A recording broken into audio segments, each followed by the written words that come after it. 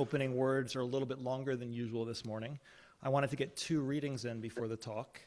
So the first will serve as our opening words from the Gospel of John, chapter 20. Now on the first day of the week, Mary Magdalene went to the tomb early, while it was still dark, and saw that the stone had been taken away from the tomb.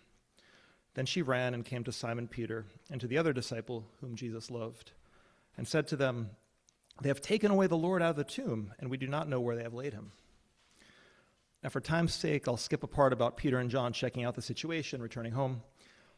The text continues, "But Mary stood outside by the tomb weeping, and as she wept, she stopped down and looked into the tomb. And she saw 2 angels in white sitting, one at the head and the other at the feet, where the body of Jesus had lain. Then they said to her, 'Woman, why are you weeping?' She said to them, 'Because they have taken away my Lord, and I do not know where they have laid him.' Now when she had said this, she turned around and saw Jesus standing there, but did not know that it was Jesus. Jesus said to her, 'Woman, why are you weeping? Whom are you seeking?' She, supposing him to be the gardener, said to him, 'Sir, if you have carried him away, tell me where you have laid him, and I will take him away.' Jesus said to her, 'Mary.' She turned and said to him, 'Rabboni,' which means teacher.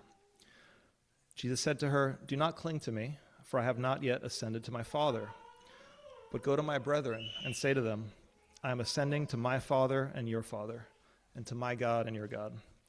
Mary Magdalene came and told the disciples that she had seen the Lord, and that he had spoken these things to her." So ends the opening words.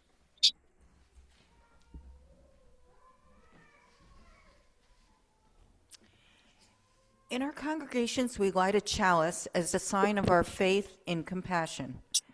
Originally, the chalice was used as a symbol of the Unitarian Church's work to help people fleeing dictatorships during World War II. Today, we light a chalice to remind us that every person has dignity, we are all connected, and we all can grow in wisdom and compassion. I invite you to join me in lighting our chalice. Would you join me in saying the affirmation in our order of service?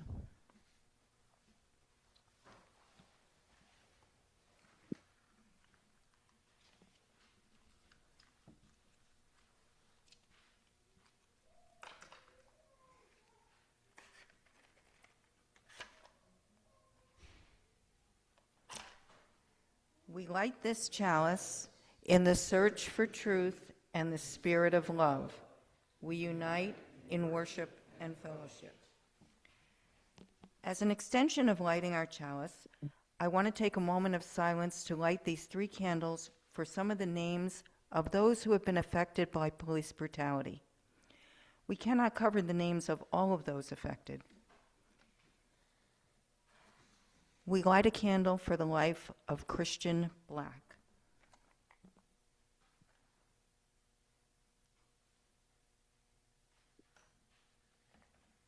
For the life of Tasha Grant.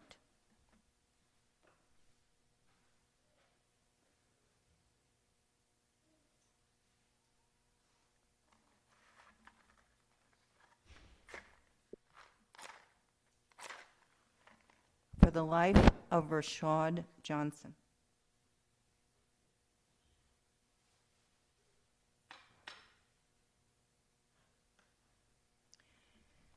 May these lights be a symbol of our commitment to continue the work of racial justice and to proclaim that Black lives matter. In addition, we're lighting a 4th candle to recognize the impact of war on so many innocent people. May we find a way to live in peace.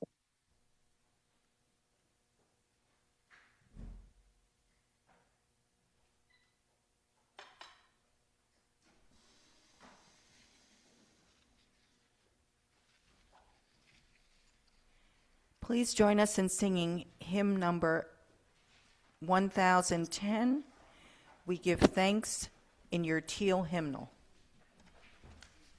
Please rise in body or spirit.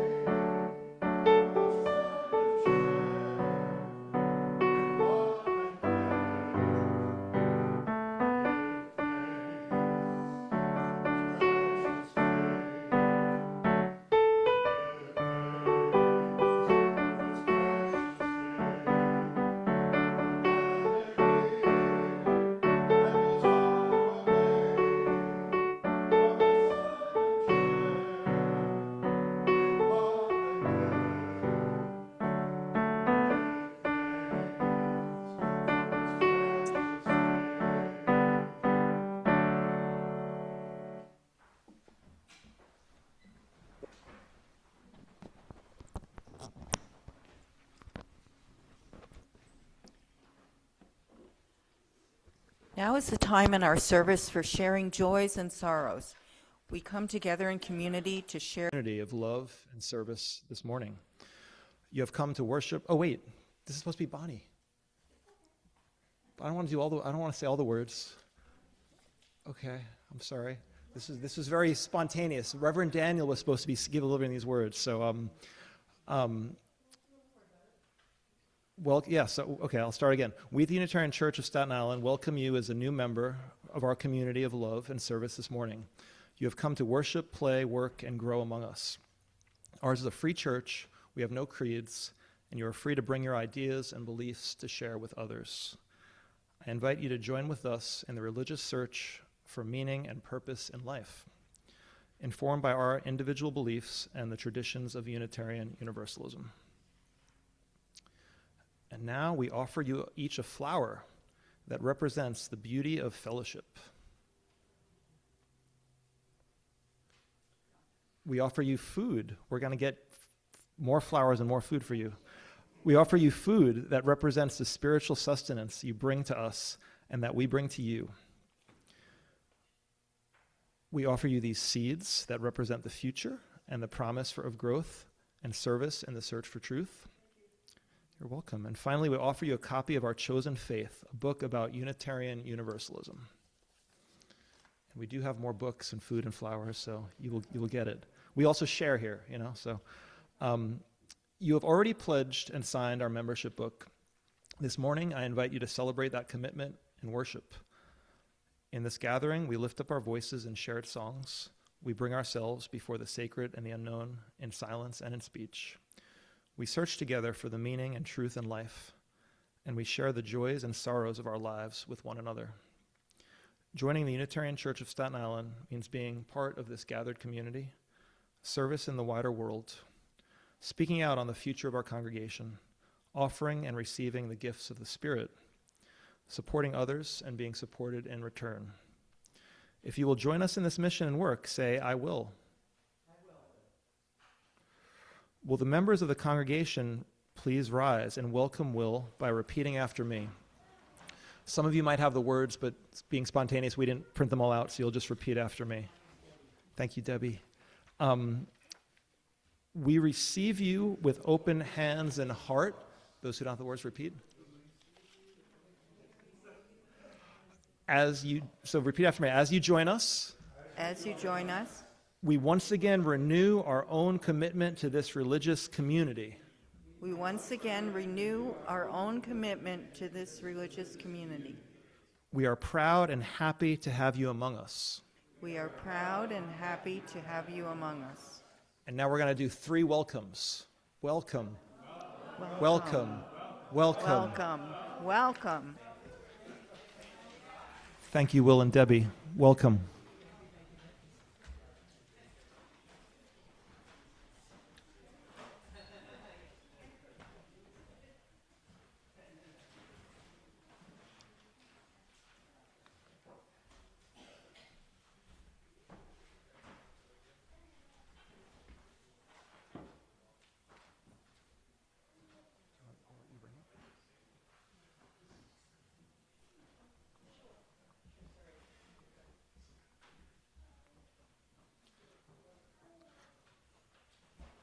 Our meditation will be from the words of, the prompt for the meditation will be from the words of Jesus.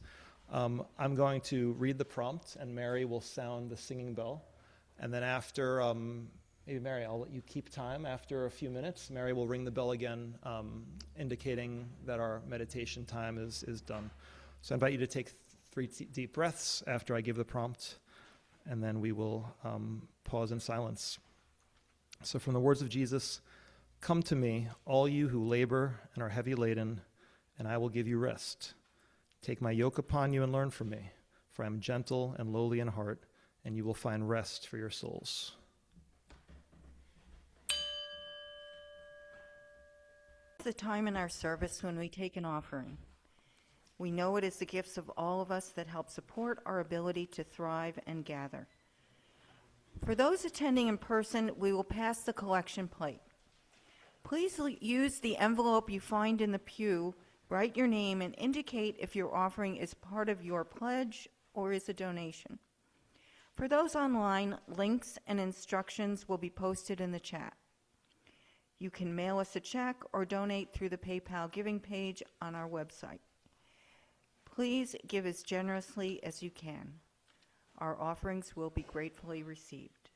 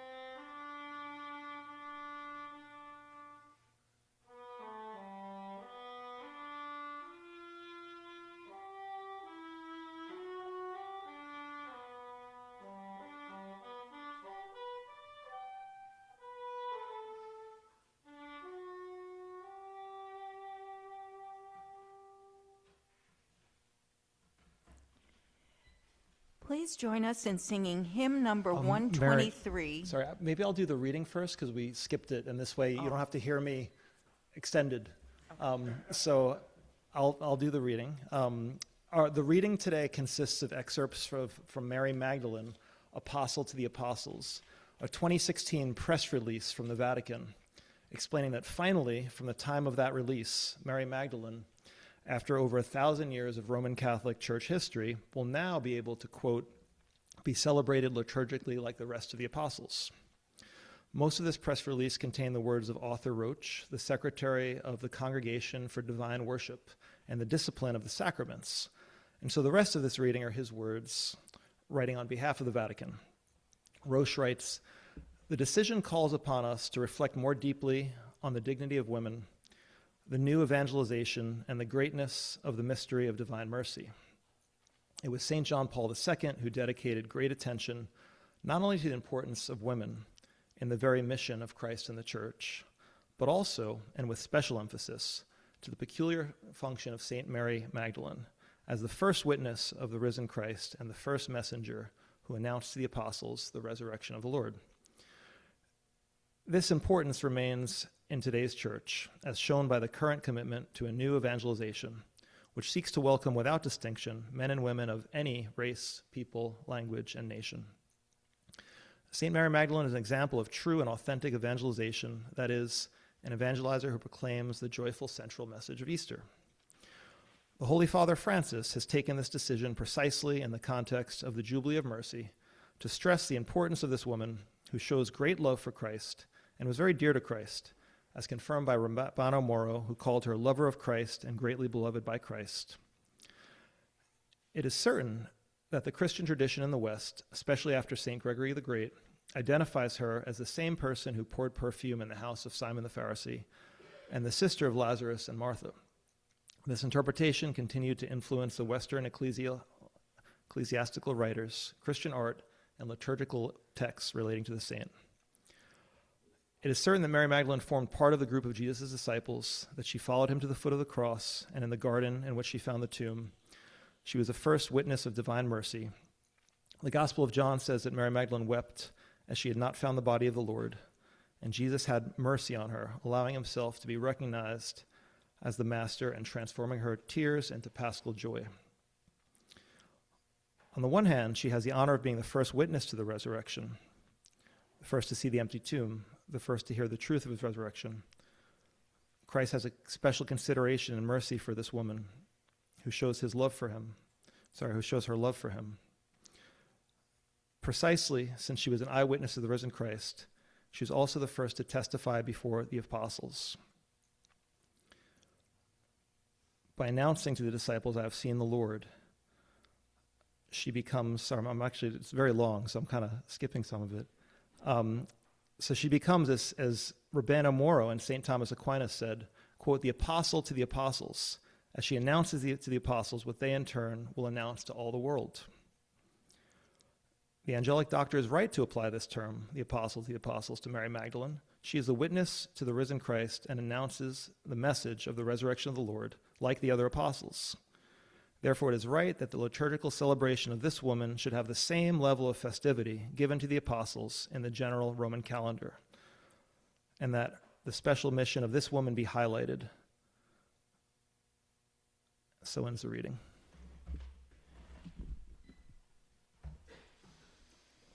And now, please join us in singing 123, Spirit of Life, in your gray hymnal. Please rise in body or spirit.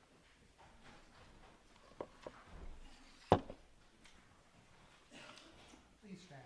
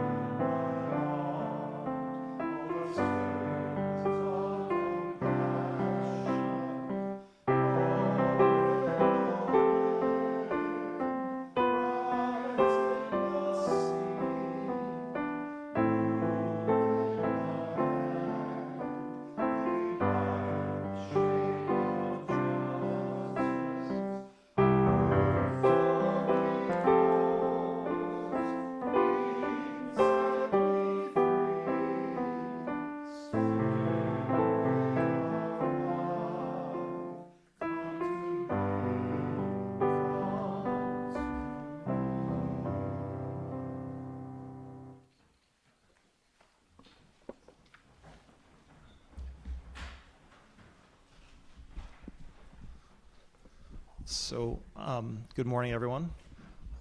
When I got the idea to speak on this, I pitched it to the Worship Guild, and they said there's room in September, October. So I didn't know I'd be speaking it today, but I'm so happy to be doing it a week after Easter. I think it's fitting.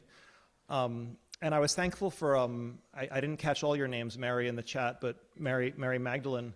I haven't brought in the Gospel of Mary Magdalene into this talk. Maybe I'll look into that and try to do it. But for now, when I had this idea and I looked online and I saw that, I didn't know, I wasn't raised Catholic, I don't follow what's going on, so that press release that after when was the Catholic Church founded? 500, 600? After 1,400 years, Pope Francis said, hey, Mary Magdalene is actually an apostle. She's, and not only as we heard, just as much an apostle as the rest, but also the first. So that's a big, I had to get that in there, even though as I read it, I'm like, oh, maybe I didn't have to say all this. I cut it down a lot, but anyway, I didn't say, I was going to leave the Latin in there at first, and people, no, don't say the Latin. So so you can thank, Jade was one of the ones that told me to take that out, another friend too, Valmir. But, So apostle is from the Greek word apostolos, meaning one who is sent. The Gospel of John records Jesus as having said to the 11 men whom he chose as apostles, "As a Father sent me, I also send you." And then Peter added to this. He said, "We are the witnesses of all things which Jesus did both in the land of the Jews and in Jerusalem. God raised him up on the third day and showed him openly, not to all the people, but to witnesses chosen before God, that is, to us, who ate and drank with him after he arose from the dead." Obviously, Mary is included in that. And speaking of Mary, before Jesus sent those 11 men, because when I was young, I read this as the 11 men, before she, not taught as what I'm saying now. Before Jesus sent those 11 men out as witnesses to his resurrection, as we've heard from today's opening words, he sent Mary Magdalene as a witness to those 11 men, with those words recorded in the Christian scriptures. "Go to my brethren and say to them, I am ascending to my Father and your Father." So this nearly 2,000-year-old account forms the foundation for that Vatican press release that we heard. And since I spoke on that, I can skip this part. But, and they've taken the position that Mary is in no way behind the 11 whom Jesus chose as witnesses to his resurrection. But quite the contrary, I'm just going to say it anyway. It bears repeating. Mary actually holds the first place among them all, with the Roman Church now openly referring to her as the apostle to the apostles. Walk into any Catholic church and one will see an abundance of male iconography. Some of this you saw in my blurb, but I'm going to repeat it. Yet this decision seems to mark the erosion of the patriarchal flavor of Christianity that has been the norm for centuries. In fact, as we heard, the Roman Church states that this decision affirms their commitment to not only be gender inclusive, but inclusive in general, seeking to, quote, "welcome without distinction men and women of any race, people, language, and nation." In a world where division seems to be at its highest in years, this decision from the largest Christian sect in the world marks a hopeful change in the largest religion in the world, that Christianity no longer need serve as a tool for division, but rather it may reclaim the place Jesus intended as a method by which our world may soon be unified as one. The story of Mary Magdalene gives a clear path towards a Christianity that can make a difference in the world. And it does so by first making a difference in the heart of the individual. Because in examining Mary's story, we see that her qualifications have nothing to do with pedigree, which cannot change the world, but everything to do with humility, love, and a personal inner transformation, which will change the world as these qualities come to be possessed by the people of the world. In the Vatican press release, we heard Mary identified as, quote, "the same person who poured perfume in the house of Simon the Pharisee," also called Simon the leper, "and the sister of Lazarus and Martha." Let's look at that account where she poured the perfume from Luke's gospel, where the qualities I mentioned, humility, love, and transformation, can be clearly seen in Mary. It's as follows, just looking at it, seeing if I should pare it down. Jesus was invited to the house of a Pharisee. Maybe I'll half quote, half say it. He sat down to eat.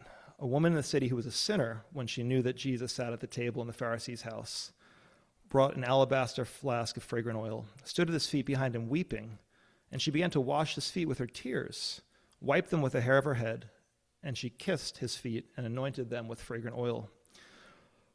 Now the Pharisee saw this, and he said to himself, "This man, if he were a prophet, would know who and what manner of woman this is touching him, for she's a sinner." Jesus knew his heart and said to the Pharisee, "Simon, I have something to say to you." "Teacher, say it." "There was a certain creditor who had two debtors." And he says, one owed a whole bunch of money, one owed not so much. He freely forgave them both. "Tell me, therefore, which of them will love him more?" Simon said, "I suppose the one whom he forgave more." Jesus said, "You have rightly judged." He turned to the woman and said to Simon, "Do you see this woman? I entered your house. You gave me no water for my feet, but she's washed my feet with her tears and wiped them with the hair of her head. You gave me no kiss, but this woman has not ceased to kiss my feet since the time I came in. You didn't anoint my head with oil, but this woman has anointed my feet with fragrant oil. Therefore I say to you, her sins, which are many, are forgiven, for she loved much. But to whom little is forgiven, the same loves little." And he said to her, "Your sins are forgiven."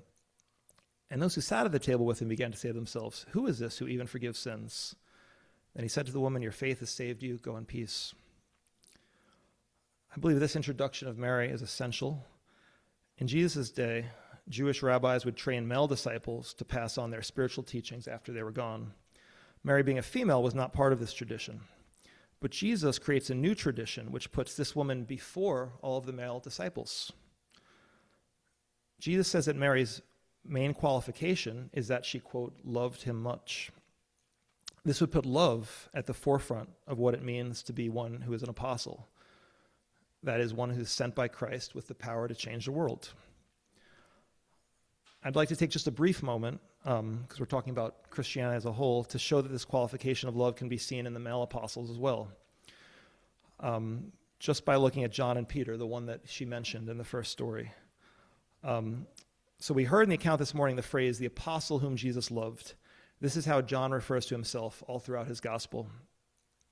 Besides seeing love taking the first place in John and Jesus' relationship in this phrase, we see it in John's closeness to Jesus throughout the Bible. For example, at the Last Supper, as the apostles reclined on the floor, because that's how they did it back then, on a low chairless table, as I said, as was the tradition, John is seen resting his head on Jesus' breast. Then when Jesus spoke of one of them betraying him, Peter gestures to John. I guess he's very close, and also we can infer not just close in proximity, but close in relationship. So Peter's like, John, get the information. Who is it that's going to betray him? So we also see this love in that he was the only male disciple who, along with Mary Magdalene, Mary the mother of Jesus, and a few other women, could be seen at the cross of Christ before Jesus died. And one of the last actions that Jesus took from the cross, he said to John, he pointed to his mother and he said, "Behold your mother," and he said to his mother, "Behold your son." So he basically asked John to take care of his mother in his absence. It's a very, very close, obviously, a gesture. So we see the love between Jesus and John. Now, briefly on to Peter. Peter, like Mary Magdalene, had his own moment of bitter weeping as he infamously denied Jesus. Maybe some of you know the story. So just as Jesus highlighted Mary's love as a quality that set her apart from everyone else, Jesus would highlight Peter's love. For each of Peter's 3 denials, Jesus, the resurrected Jesus, came back and asked Peter 3 questions. Simon, son of Jonah, do you love me? Yes, Lord, you know I love you. Simon, son of Jonah, do you love me? Yes. Simon, son of Jonah, do you love me? And Peter was grieved, but Jesus, you know all things, you know that I love you.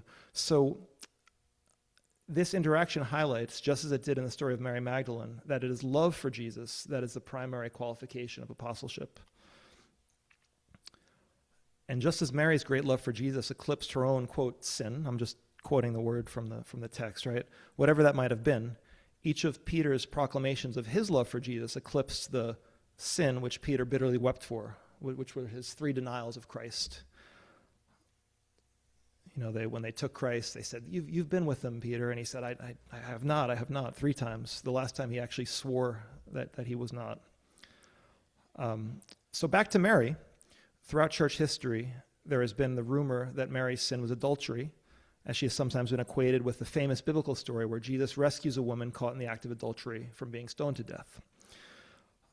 Patriarchy being what it is, this accusation has caused Mary's reputation to be sullied, and it stands to reason that besides her being a woman, rumors of promiscuity may have played a role in her not receiving the credit that Jesus and the biblical authors give her. But whether she was a saved woman or not, Jesus clearly treats Mary as not only a person who may be excused, but a person who is completely forgiven. And not only completely forgiven, but in fact the most qualified person for the job of announcing Jesus' resurrection to his closest male disciples. While John's account of her washing Jesus' feet with her tears focuses on her love, Matthew's account of the same story focuses on the tremendous importance Jesus places on Mary's act of love and on Mary herself. Even saying that, quote, the gospel is incomplete without the mention of Mary and this story of her love. This story, by the way, even though growing up in a Protestant church, I didn't remember it until my friend's dad do these Bible studies, this Korean guy, and he brought this up all the time. But here's the story. And when Jesus was in Bethany at the house of Simon the leper, a woman came to him having an alabaster flask of very costly fragrant oil, and she poured it on his head, and he sat at the table. But when his disciples saw it, they were indignant, saying, "Why this waste? For this fragrant oil might have been sold for much and given to the poor." But when Jesus was aware of it, he said to them, "Why do you trouble the woman? For she has done a good work for me. For you have the poor with you always, but me you do not have always. For in pouring this fragrant oil on my body, she did it for my burial." And here's the kicker. Jesus says, "Assuredly, I say to you, wherever this gospel is preached in the whole world, what this woman has done will also be told as a memorial to her." So you imagine the first time growing up maybe we did hear it, Erica and Mom, growing up in that church, but I don't remember ever hearing that. But yet Jesus is saying, wherever this gospel is preached, this is going to be spoken. So how did we eclipse over 2,000 years? It wasn't. I didn't hear it. Again, maybe that was my mistake. Maybe it was spoken, and maybe I was the one at fault. Sorry? Patriarchy, exactly. So these are the words not just of me or even merely a pope, but of Jesus himself. There's no other place in the Bible that I can think of that uses this language, that the gospel is not complete without mention of another person besides Jesus and her action. Maybe there is. Somebody get back to me if you find one. So therefore, it's more fitting that Jesus would appear to Mary first, who demonstrated her love for him before Peter did and before John did. And while John's writings after Jesus' death and resurrection are filled with the testimony of his love for Christ, when John's writing about their relationship before the resurrection, John concentrates more on Jesus' love for him rather than on his love for Jesus, as I already mentioned. He wasn't called the disciple who loved Jesus, but the disciple whom Jesus loved. However, for Mary, this is flipped around, Jesus affirming that, quote, "this woman loved much." And this isn't to say that Jesus doesn't love the whole world, as the New Testament affirms, but Mary is the first seen reciprocating this love, which is the reason why her story is to be told wherever the gospel is preached, and why she was chosen to preach the message of the resurrection to the apostles before Jesus appeared to them himself. Another important biblical theme that Mary's story highlights is that Mary's great love led to a release from a great burden she was carrying. After crying enough tears to wash a man's feet, I don't think I've ever cried that much, she was told by Jesus to, quote, "go in peace," and was later sent to bring news to the disciples that they need not cry either, as she did in the tomb as well, or in any other way be disturbed about Jesus' death, since he had risen. Similarly, in Peter's life, each time Peter answered Jesus affirmatively, quote, "you know that I love you," Jesus asked Peter to, quote, "feed my sheep," to give others the spiritual food that Jesus gave to his disciples. Because before anyone can accept spiritual teaching, they need to hear it. And Jesus, it seems, played this role as the first witness to his own story to Mary alone. For although Jesus was the first to give the news of his own resurrection to Mary, it was not Jesus but Mary who first told the 11 apostles the news. Those 11, as well as others, would go on to share Jesus' story widely. And there's a biblical account of Jesus eventually visiting directly over 500 and confirming personally the story that they first heard from others. It's in 1 Corinthians 15, if any Christians care. But Mary seems to be the one exception to this pattern of hearing the story from someone other than Jesus before the story is confirmed directly by Jesus himself. So, twice in the story of Mary, we see Jesus taking a burden away. The first time, after many tears from Mary, we see Jesus speak the words, your sins are forgiven, go in peace. And the second time, when Mary was so distraught that somebody took away the body of Jesus, Jesus appeared not only to ease her mind that his dead body was not stolen, but in fact that it wasn't dead at all. He wasn't dead at all. He had risen. So if in the former instance her tears were stopped, the latter not only brought about an end to tears, but filled her with a great joy that must have made those tears seem as if they were from a whole other lifetime.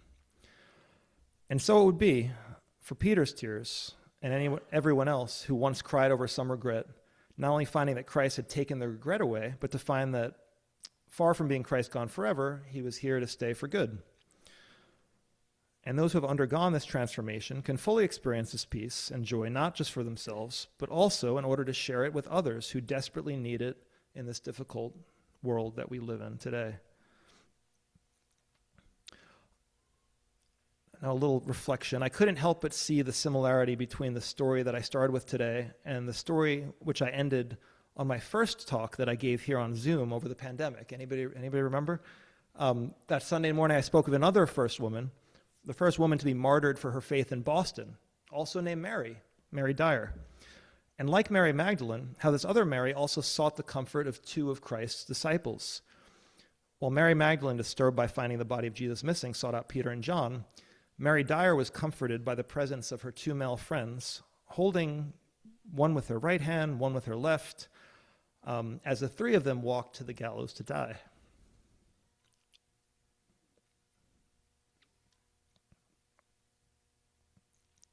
But it seems that this Mary had already experienced the resurrection of Jesus Christ, because instead of being distraught by her coming death, when someone asked her how she could defy societal norms by walking hand in hand with two men, you would think they'd give her a pass, but I guess this is where we get the word puritanical from.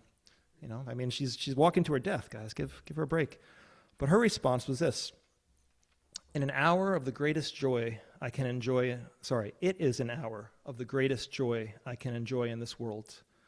No eye can see, no ear can hear, no tongue can speak, no heart can understand the sweet incomes and refreshings of the Spirit of the Lord, which I now enjoy. And now I'd like us to consider how much good can be done against injustice among people who have no fear of death and also no desire within them to kill another, like Jesus or Gandhi or King, meekly willing to die for what's good and for what's right. In my explanations on what it means to be an apostle, I didn't mention that there are stories of so many of them meeting their deaths with forgiveness and love for their murderers with great joy, even bliss. Being a religion major, I would procrastinate by reading these stories of the early martyrs.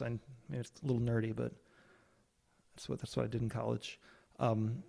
Mary, the first person that we see in the New Testament who was given by Jesus this great, unshakable, joyful peace, announced to the apostles and now announces to us that death is not the end and we don't need to fear.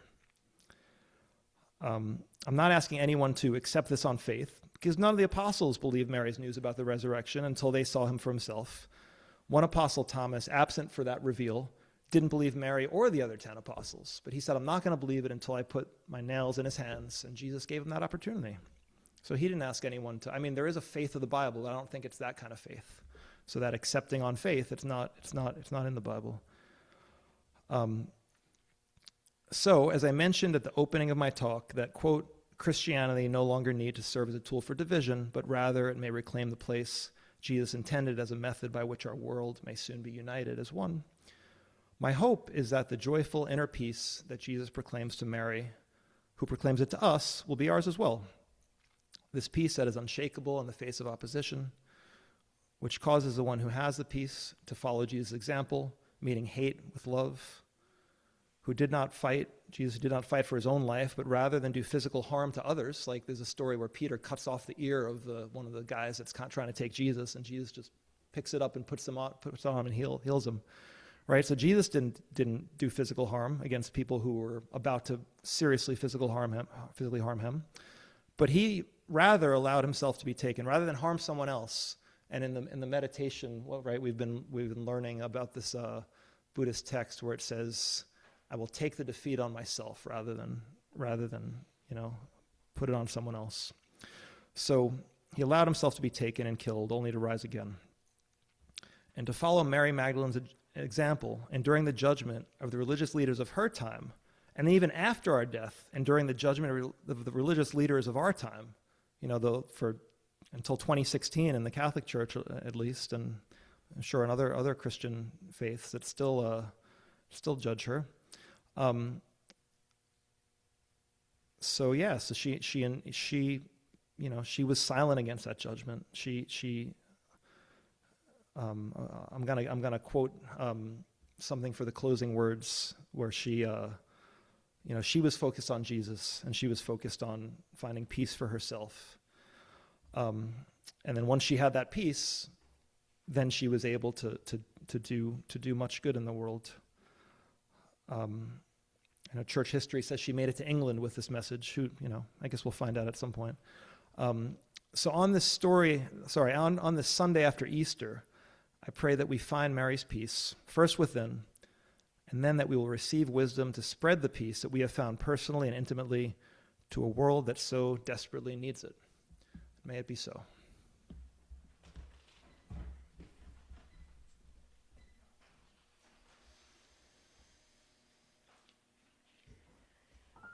Please join us in singing hymn number 1014, answering the call of love in your teal hymnal.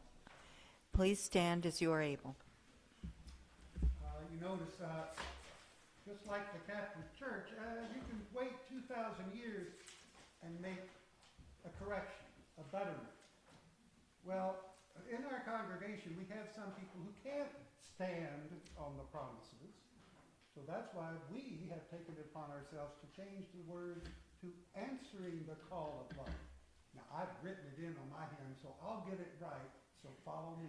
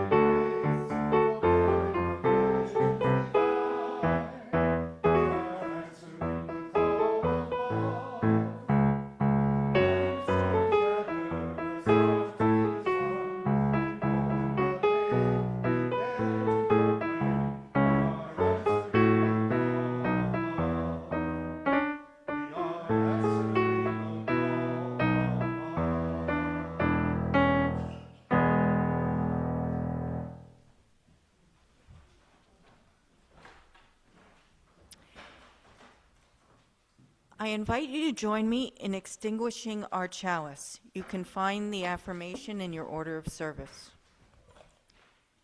We extinguish this flame, but not the light of truth, the warmth of community, or the fire of commitment. For these we carry in our hearts until we are together again.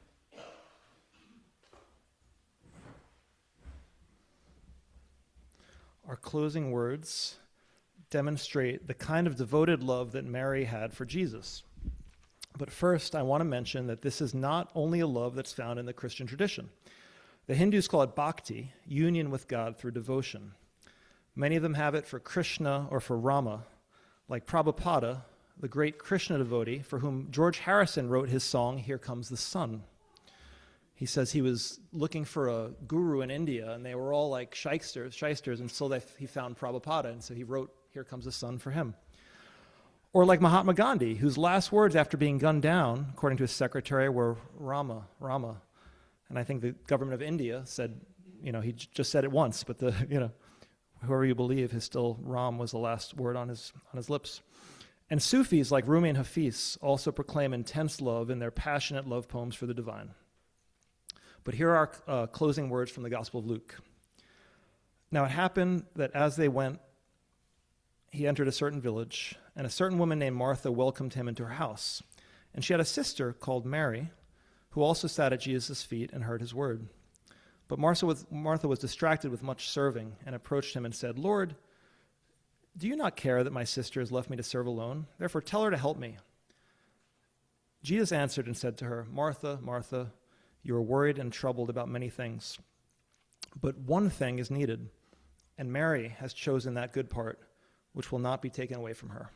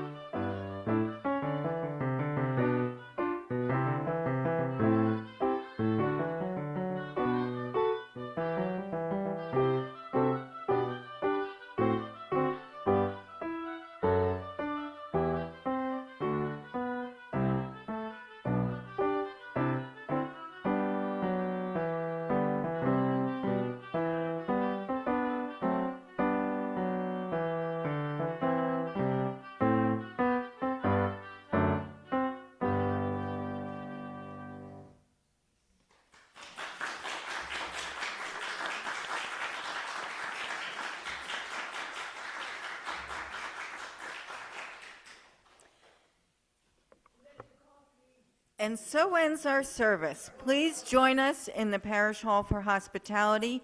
And just a reminder that our Spiritual Growth Circle will be meeting in the library after hospitality at 1 p.m., and all are welcome to join.